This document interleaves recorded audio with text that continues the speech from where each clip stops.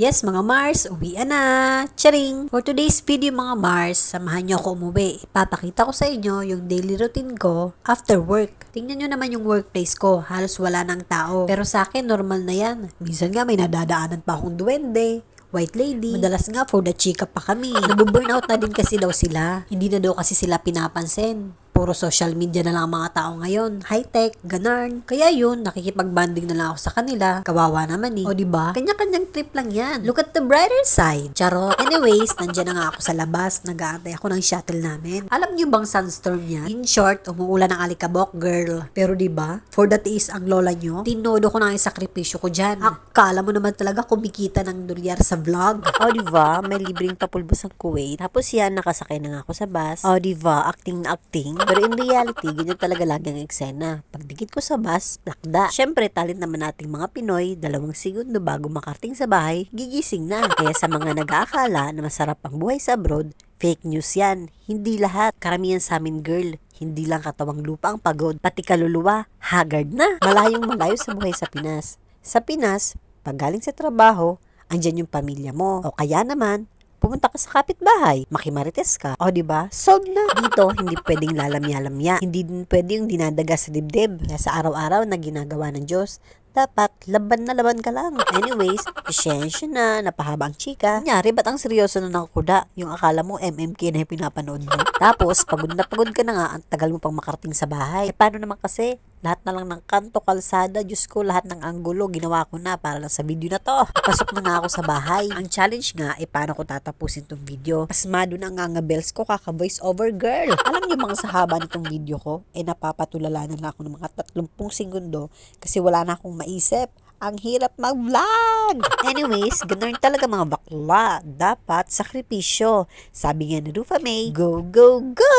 Toro na to! Ganun. Kaya sa mga vlogger na dekada na, Diyos ko, saludo ako sa inyong lahat. Ako nga sa isang video pa lang, Diyos mio, tuyot na tuyot na. Kaya wag natin husgahan ang buhay at trabaho ng ibang tao. Kasi sa totoo lang, iba talaga ang realidad sa nakikita lang natin sa social media. Kaya ako, hindi ako pakialamera sa buhay ng iba. Kasi danas ko at alam ko ang sakripisyo ng bawat person. Ngayon, ako naman ang may tanong sa inyo. Seryoso to O mare, ilang pinto ang pinasukan ko? Paunahan lang ng sagot. Charot. Ayan, sa wakas nakarating din, Lord. Sa hinaba-haba nga ng video, sa higaan din ang tuloy. Mga Mars, kung alam niyo lang ang pagod ko ng mga araw na yan. Mga 10 plus 2 plus 3, ganon. Yung kalyo ko, kasing kapal na ng takong ko. Tapos yung likod ko, may waiting list na. Kasi wala na mapaglagyan ng sakit. Pasintabi sa tiyan mga Mars, sorry naman. Yung inat-inat ko na yan, akala mo New Year, nagpuputo ka ng mga boto. Oh, kalma lang guys, huwag kayong magpanik, hindi ako maghuhubad sa harap nyo. Sa mga oras na nga yan, hindi ko alam kung itutuloy ko pa ba ang video. Kasi ang katawang lupa ko, gigil na sa higaan. Habang nagtatanggal nga ako ng uniform, nakatingin ako dyan sa salamin. Tinatanong ko yung sarili ko, oh girl, kaya pa? Pero parang kaya pa naman. Hanggat hindi ka pa nagko-collapse, go! Dapat, yung tipong pag namit ka ni Wonder Woman, sasabihin sa'yo, oy girl, pasam naman sa'yo na tong corona at ako'y magre-retire na, ganon. Sa mindset na lang talaga nagkakatalo syempre kay Lord din. Lahat ng bagay, kailangan sinasabayan ng dasal. Dapat balance yun. At dahil sa sobrang pagod ko, hindi ko na napigilang humiga.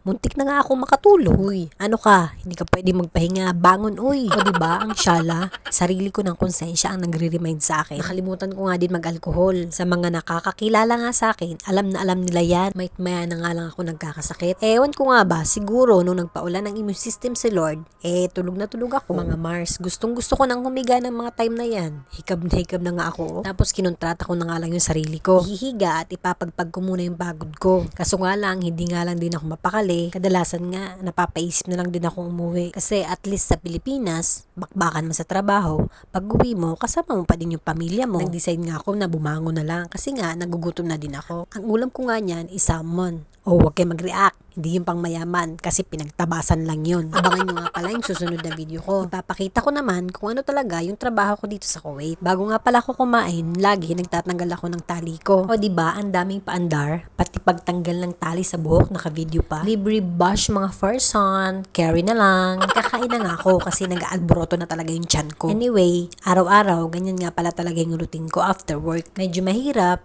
boring, pero ganun talaga. kailangan tiis-tiis din para sa pamilya. O diba, nabudol kayo, akala nyo pag OFW puro pasarap. Hindi nyo lang talaga alam. Pagod, puyat, at homesick. Ang motto nga ng mga manginginom, susuka pero hindi susuko. Kami namang mga OFW, mapapagod pero hindi susuko. Anyway, hanggang dito na lang. Salamat sa panonood mga Mars. Shia!